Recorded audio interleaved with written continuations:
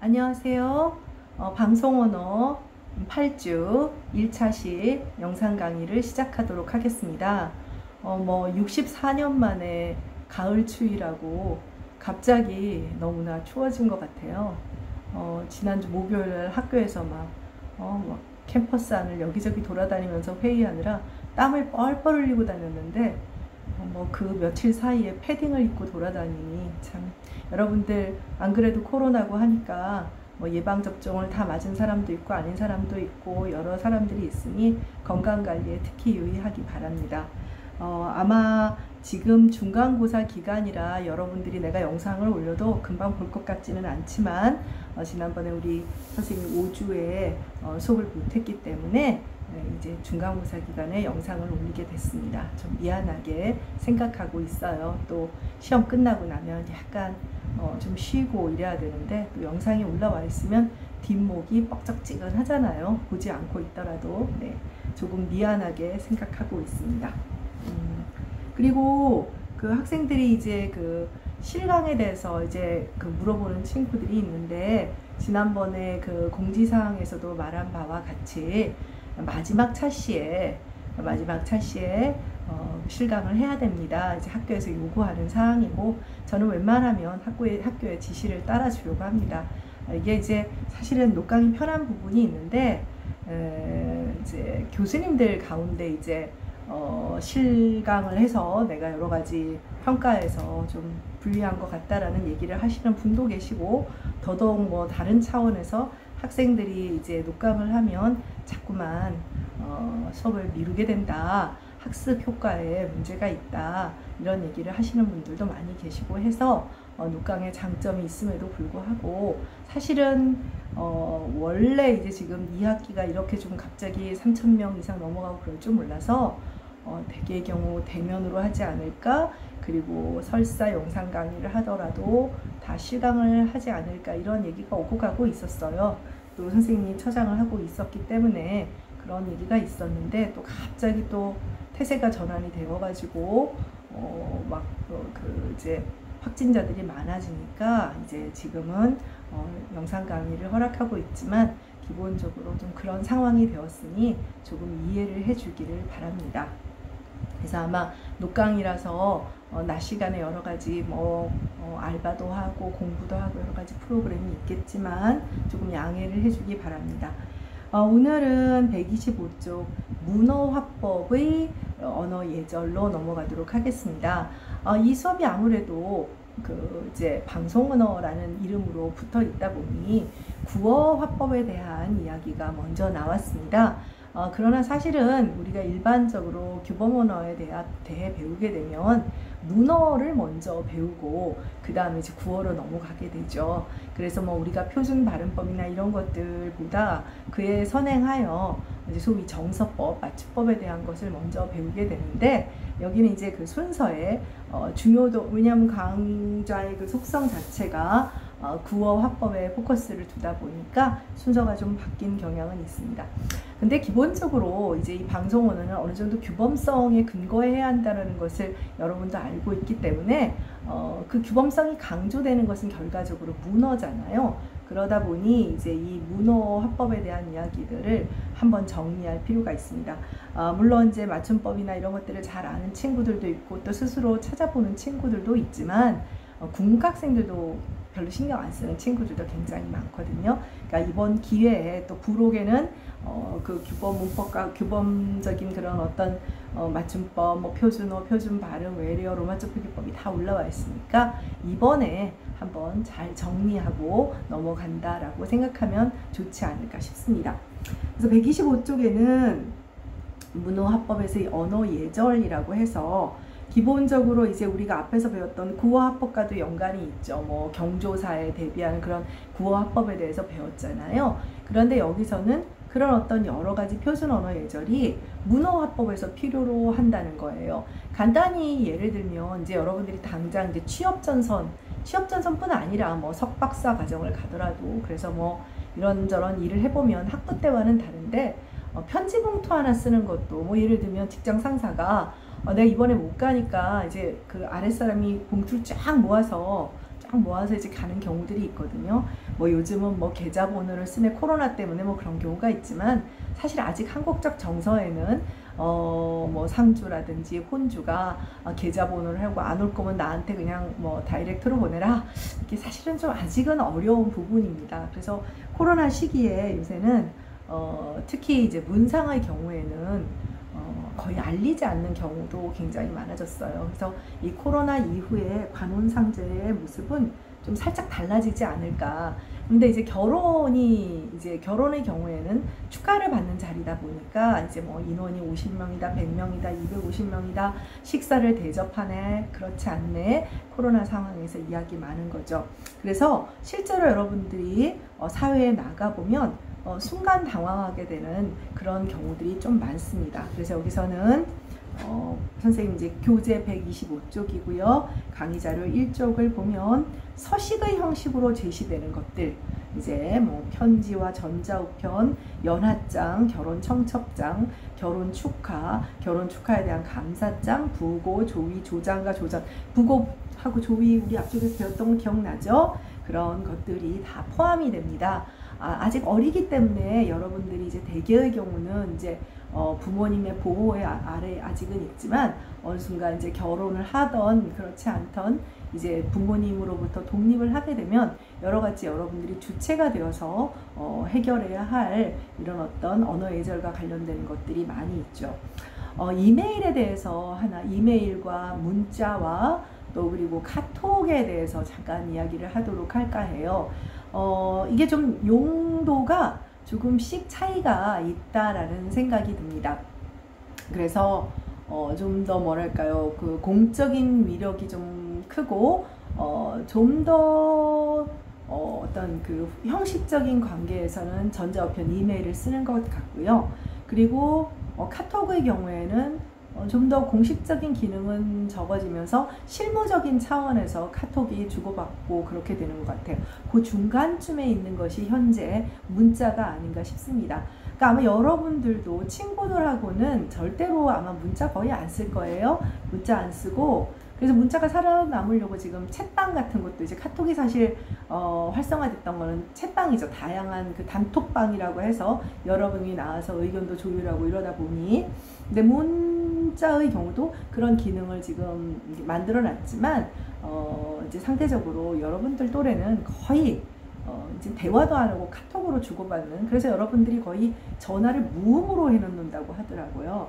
네, 그래서 뭐 좀 여러 가지 어떤 그 통신의 기능도 세대마다 조금씩 차이가 있는 것 같습니다. 선생님이 이런 이야기를 하는 이유가 뭐냐면 친구들끼리도 사실 단톡방에서도 일종의 좀 예의가 있잖아요, 그렇죠? 뭐 예를 들면 얘기를 끝마칠 때는 뭐 이모티콘을 보낸다든지, 그러니까 사실 좀 여러분도 비슷할 거, 이모티콘을 보내면 일단 이 주제에 대한 우리들의 여기는 여기서 좀 마무리하자, 뭐 이런 일종의 그것도 언어 예절이라고 할 수가 있죠. 근데 여러분들이 이제 사회에 나가서 상사나 윗사람과, 그래서 간단히 말해서 나의 인사권자죠. 어쨌든 좀 뭐 나이를 떠나서 나보다 어리더라도 나의 인사권을 가지고 있는 사회생활을 하려면 이제 그럴 때 손해를 보지 않는 방법 중에 하나가, 학생들이 이제 수업 시간에 이런 얘기를 해주고 나니까 그런 예의를 좀 알게 되는데, 이메일을 주고받거나 문자를 주고받거나 뭐 선생님하고는, 교수님들하고는 거의 카톡은 주고받는 일이 없을 것 같고, 국문과 선생님들 전반적으로 그래요. 선생님도 학생들과는 카톡은 하지 않습니다. 그래서 이제 선생님도 카톡은 있는데 학교의 행정적인 원래 개설했던 이유가 여러분 또래 아들이 있다고 했잖아요. 학부형 모임 때문에 카톡방을 개설해서 한동안은 거의, 그래서 선생님의 그 카톡을 기어이 하지 말라 그래도 찾아 들어오는 친구들을 보면 내가 아니라 일부러 그래서 김경아라는 이름도 안 해놓고 아들이 올라가 있어요. 아들 얼굴이 올라가 있습니다. 근데 얘기가 좀 달라지는데 어쨌든 다시 본론으로 돌아오면 일단 이메일이 됐건 뭐 그다음에 문자가 됐건 혹여 카톡이 됐건 아랫사람이 이제 대화의 이제 이제 소위 말해서 마지막이 되어야 한다. 그러면 무슨 얘기냐? 간단하게더라도 뭐 이렇게 예를 들면 선생님 뭐 장학금 추천서 그래 아무개야 선생님 추천서 보냈으니 확인하렴. 그러면 감사합니다. 별거 아니지만 이게 사실 센스예요. 센스입니다. 그리고 그럴 경우에 드림을 붙이거나 올림을 붙이거나, 드림의 경우에는 올림과 드림에 큰 차이가 없다라고 얘기는 하지만 여러분도 느끼다시피 올림이 훨씬 더 존칭입니다. 그러니까 나랑 부모님 또래라든지 꽤 차이가 10년 이상 나는 경우에는 올림을 쓰는 것이 좋고요. 연배를 알 수 없거나 내 또래거나 나이를 상관하지 않아도 뭐 어떤 업무상에서 동급의 경우에는 드림을 쓰면 됩니다. 뭐 동갑이거나 나보다 어리더라도 굉장히 업무적이고 그런 관계에서는 드림을 쓰는 것이 옳습니다. 그리고 선생님 같은 경우는 나보다 아랫사람이라고 생각되더라도 마지막을 선생님이 좀 하는 경향이 있어요. 전화해보면 알죠? 이게 좀 뭘까, 얘기도 듣지도 않고 딱 끊는 사람들이 있어요. 학생들조차도. 근데 그게 무례하다기보다는 일종의 전화 예절을 좀 못 배운 거죠, 간단히 말하면. 그래서 전화 예절이건 뭐건 먼저 딱 끊어버리거나 먼저 딱 단절시키는 것보다는 그런 것이 훨씬 예의 바르고 향후 인사 국가에서 교수님 맨날 이게 치사한 얘기 하나 그러지만 사람은 사회적 동물이에요. 사회적 동물이고 예의를 지켜서 손해보는 것은 없습니다. 네, 그렇기 때문에 그렇죠. 그래서 여러분들이 그런 예의를 조금 알고 있으면 아마 향후 굉장히 여러 가지면서 이 친구 참 예의 바른데? 라고 하는 그런 생각이 여러분들한테 유리하게 돌아오죠. 외국의 학생들한테 늘 부탁하고 싶은 얘기고, 그래서 그런지 그리고 또 한 가지, 어른들이나 누구라도 마찬가지예요. 그럴 때는 여기도 지금 배우겠지만 뭐 김경아 교수님께 그걸 붙이지 않고 어떤 친구는 교수님 하고 뭐 느낌표 혹은 교수님 이렇게 보내는 친구가 있어요. 참 그 별거 아니고 그 친구는 님을 붙였으니까 꼭 깨를 붙여야 되냐는 편지 쓰는, 지금 오늘도 배우겠지만 그 양식에는 교수님 느낌표나 엄마 느낌표가 아니에요. 어머니 느낌표가 아니에요. 깨를 붙이게끔 되어 있습니다. 그래서 그런 것들도 이제 뭐랄까요, 센스라고 할 수가 있죠. 네. 그래서 여기 이제 보면 먼저 편지의 언어 예절. 이 편지의 언어 예절이라는 거는 종이 편지에는 요새 거의 안 쓰잖아요. 네. 그래서 우리가 이제 쓰게 되는 가장 대표적인 것이 이메일이기 때문에 생각을 해보면 됩니다. 높이는 대상에게 그것도 이제 깨를 쓰느냐, 직위를 쓰느냐. 님은 요즘 참 많이 쓰는 것 같아요. 님을 참 많이 쓴다라는 생각이 들고 나쁘지 않은 것 같아. 고객님 근데 요즘 좀 재미있는 것은 뭐냐면 구글이나 이런 거 보면 경아 이렇게 되어 있어요. 그래서 그런지 너무나 재밌는 게 학생들끼리도 조교들끼리도 경아쌤 이러는데, 그러니까 전혀 선생님을 우습게 하거나 이러지 않는다는 건 알지만 또 새로운 흐름이구나 그런 생각도 좀 들기는 합니다. 네. 그러면서 존칭 체계가 바뀔 수는 있지만, 네, 그리고 올림과 드림은 얘기를 했고요. 그리고 여기 초록색으로 오른쪽 봉투를 쓰는 경우, 봉투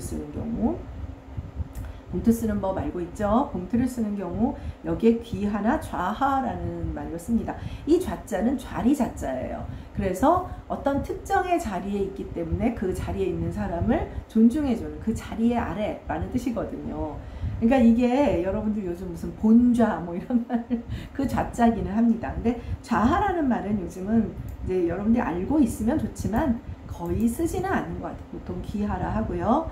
그리고 하나 학생들이 모르는 친구들도 있는데 그 다음 칸에 가보면 초록색으로 역시 주식회사 귀중이라고 되어 있는 부분이 있습니다. 주식회사 귀중. 그래서 이거는 단체에게는 귀중이라고 씁니다.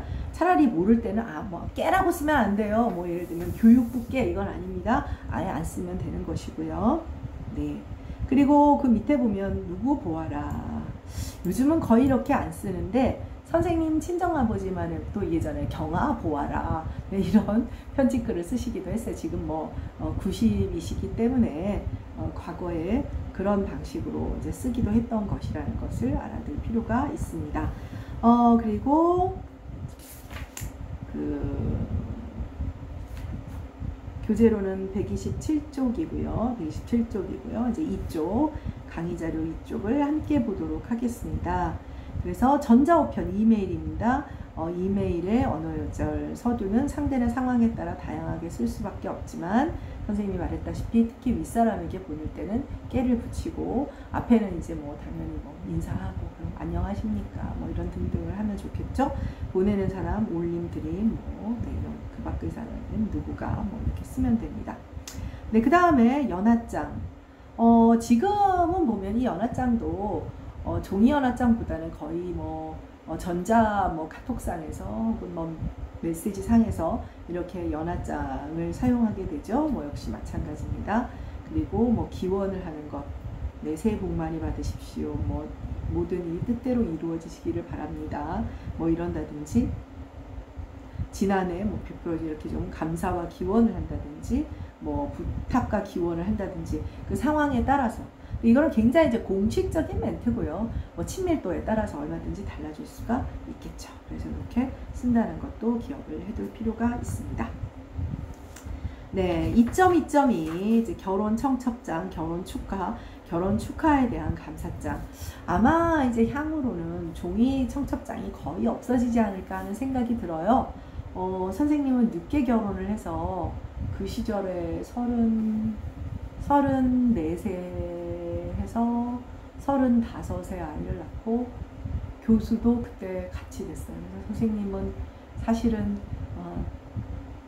정말 그 굉장히 힘든 상상을 초월하는 친정부모님이나 시부모님이 아이를 봐줄 수도 없고 그래서 상상을 초월하는 30대를 보냈던 것 같아요. 기억조차 하고 싶지 않고 사실 지금 50이 훌쩍 넘은 지금이 참 오히려 더 좋다라는 생각이 들 만큼 그래서 요즘 젊은 여성들이 결혼도 안 하고 출산도 안 하는 부분에 어느 정도 공감을 할 수 있는 부분은 있어요. 자기 일을 하는 데는 이제 결혼도 안 하고 아이도 없는 것이 훨씬 좋은 것 같긴 한데 글쎄요, 뭐 결혼을 할 수 있으면 선생님은 하는 것도 나쁘지 않다고 생각을 해요. 뭐라고 해야 되죠? 여러 가지 고난과 극복을 겪으면서 성숙해지는 면은 있는 것 같습니다. 그러니까 그냥 생명체로서 어떤 그 단계를 넘어가는 거죠. 사람의 인격체를 떠나서 그러면서 그 단계를 넘어가면서 배우고 얻게 되는 것은 분명히 있고 한 가지 중요한 사실이 있어요. 선생님이 만약에 결혼하고 아이를 낳지 않았으면 여러분들한테 되게 못된 선생님이었을 가능성도 있어요. 지금은 사실은 뭘 해도 이쁩니다. 네. 특히 옛날에 뭐 서울여대 우리 90년대 학부모들 워낙에 착하고 성실한 애들이기도 하지만 정말 성실하고 착한 애들이기도 하지만 그러니까 나이가 더 점점 들면 들수록 특히 이제 아들 또래 애들 보면 그렇게 여러분 또래죠. 그렇게 이쁠 수가 없어요. 그래서 딸이 참 낳고 싶었는데 여러분들이 아마 많아서 딸을 못 낳은 것 같아요. 사실 둘째를 낳을 만한 여력이 안 됐습니다. 너무 바쁘고 너무 승진도 해야 되고 할 것도 너무 많아서 네, 딴 얘기를 좀 했네요. 여성끼리다 보니 할 수 있는 그런 얘기가 아닐까. 네, 그래서 뭐 결혼 청첩장이 나오다 보니 얘기를 하게 되는데 뭐 과거와 같이 결혼이 필수다는 아니고 결혼은 선택사항이 되기는 했죠. 네, 청첩장이 그래서 어떻게 되냐면 요즘은 선생님이 늦게 결혼하다 보니 일찍 결혼한 친구들은 선생님 세대는 선생님이 또래들보다 빨리 결혼한 친구는 지금 2명이나 결혼을 다 시켰고 애들이 다 30이 훌쩍 넘었어요.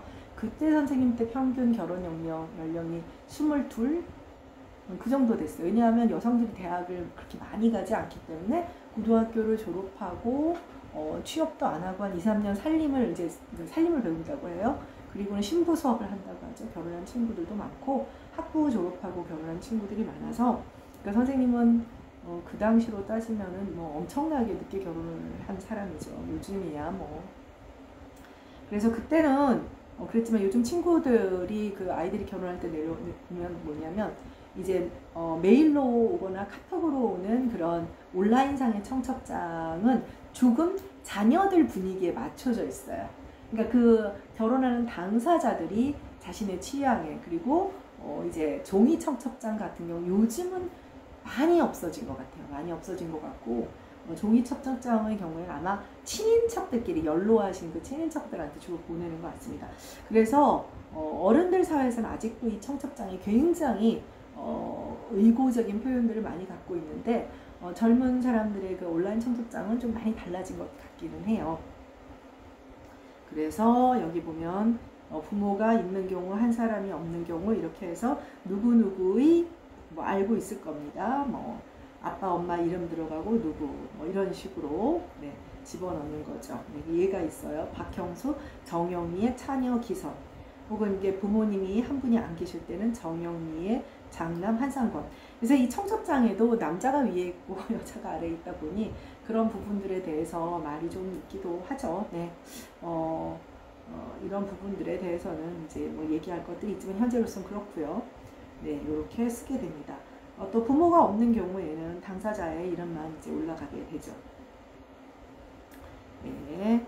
그 다음에 여기 이제 그 청첩장의 겉모습과 속지라고 하는 것이 있어요. 다음 3쪽을 보면, 속지에는 이제 그 말하자면 청첩장 안에 이제 우리 알잖아요. 그 연하장 같은 거 얇은 종이에 글씨 쓰고 하는 그런 속지가 나오고 봉투에도 또 써야 된단 말이죠. 물론 이제 뭐 요즘도 있는지 모르지만 바른송 같은 데 가서 이제 뭐 주문하고 그러면 되긴 하는데, 발송 주체가 혼주일 때, 발송 주체가 결혼하는 당사자일 때 또 이런 차이가 있습니다. 그래서 발송 주체가 혼주일 때, 예를 들면 혼주라고 하는 것은 이제 당사자가 아닌 부모님이 되겠죠. 이렇게 아버지 어머니 이름으로 배상 이제 절하여 올린다라는 뜻이 되고 뭐 이렇게 써주면 됩니다. 그리고 또 봉투에는 본인일 경우에는 신랑식, 그러니까 친구들한테 보낼 때 이렇게 하더라고요. 그 다음에 속지 인사말 뭐 이렇게 이제 좀 현대적으로 바꿔주는 것이죠.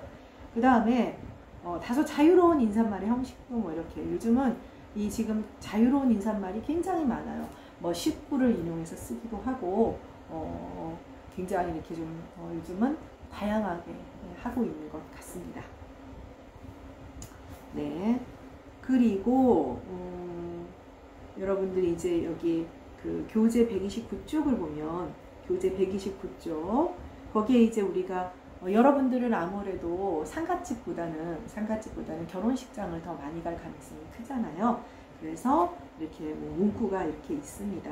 그래서 뭐 축결혼 이렇게 도장 같은 게 있는데, 내가 개인적으로 갈 때는 도장을 찍지 않고 손으로 쓰는 게 좋은 것 같아요. 근데 단체로 이제 막 낼 때는 이제 도장 찍는 경우도 있지요. 네. 그리고 이제 사실 결혼식장보다 이게 특히 관혼상제 가운데 특히 예의를 갖추고 조의를 해야 할 것이 상갓집입니다. 우리가 앞쪽에서 지금 우리 강의교재 3쪽에서 강의교재 3쪽 2.3 교재는 130쪽입니다. 교재는 130쪽이고요. 강의자료 3쪽에 보면 부고, 조의, 조장과 조전 조의에 대한 감사장 뭐 이렇게 되어 있죠. 62쪽 우리 앞에서 공부했던 거 기억날 겁니다. 구호합법에서 우리 62쪽에 가보면 조의와 미문의 차이라든지 이런 거 이미 배웠어요. 구호합법에서. 자, 여기서도 이제 용어들을 좀 여러분들이 알아야 될 텐데, 부고, 그다음에 부고라는 말은 아마 여러분들이 다 알고 있을 겁니다. 네. 그래서 뭐 좀 그 유명한 사람이 그래서 뭐 국가장을 치르면 그 신문의 일간지에 부고장이 크게 뜨기도 하고, 뭐 이건희 씨 같은 경우 그렇게 했었죠. 그 다음에 조위라는 말은 위로라는 말이 있으니 죽은 사람을 조문하고, 그러니까 조문이란 물을 문자잖아요. 그러니까 결과적으로 어떻게 평생 사시면서 정말 고생하셨으니 좋은 곳으로 가십시오 하고 조문을 하고 유가족을 위문한다는 뜻이 됩니다. 조장은 뭐냐면 애도의 뜻을 나타내는 게 달거나 끼는 표지나 완장이에요. 그래서 상갓집에 가보면 이렇게 그 상주의 경우에는 상주만 이렇게 완장을 차고 있어요.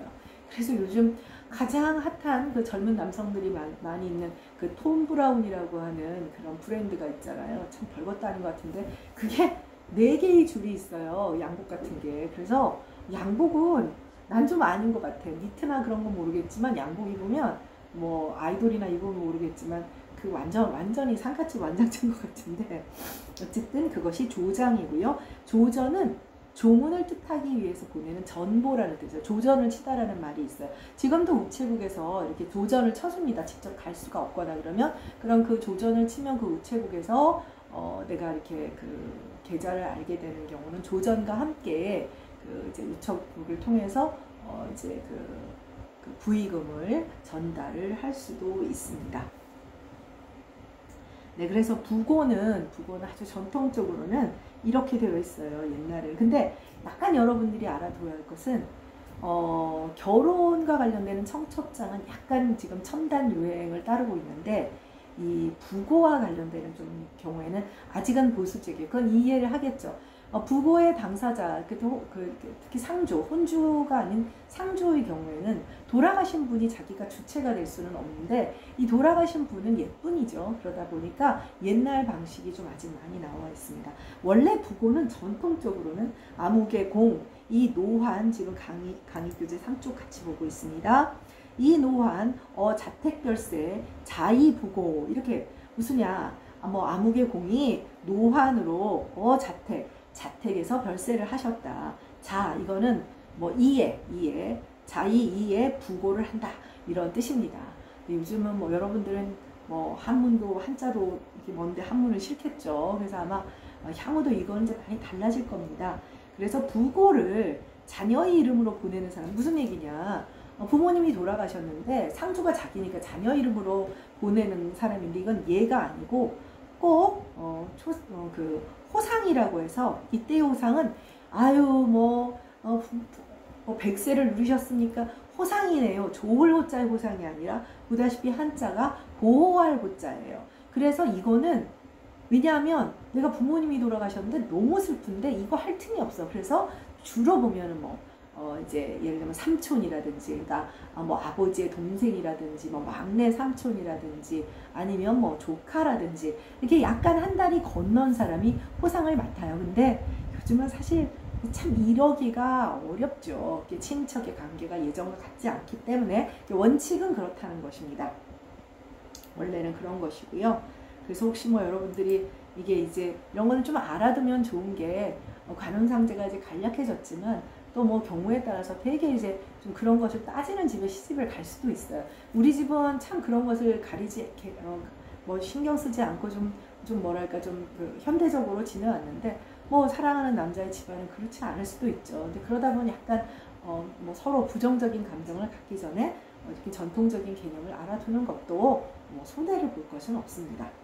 네, 조위금의 문구, 이제 우리가 부조를 한다고 하죠. 조위금의 문구는 봉토에 초상의 경우에는 부의라고 쓰는 게 가장 일반적이고, 근조라고 쓰기도 해요. 근데 이제 근조는 보통 상갓집에서 이렇게 예를 들면 성당이나 교회나 이런 데서도 이제 그 상을 그러니까 병원에서 돌아가셨지만 이제 문상을 받게 하기도 하잖아요. 그럴 때 이렇게 등 같은 걸 붙여놔요. 근조라고 해서. 그래서 봉투에는 근조라고는 보통 안 쓰고 부의라고 쓰는 것이 일반적입니다. 혹은 삼가 고인의 명복을 빕니다처럼 한글로 쓰자는 주장도 있기는 해요. 한데 여기 단자라는 말은 조금 있다.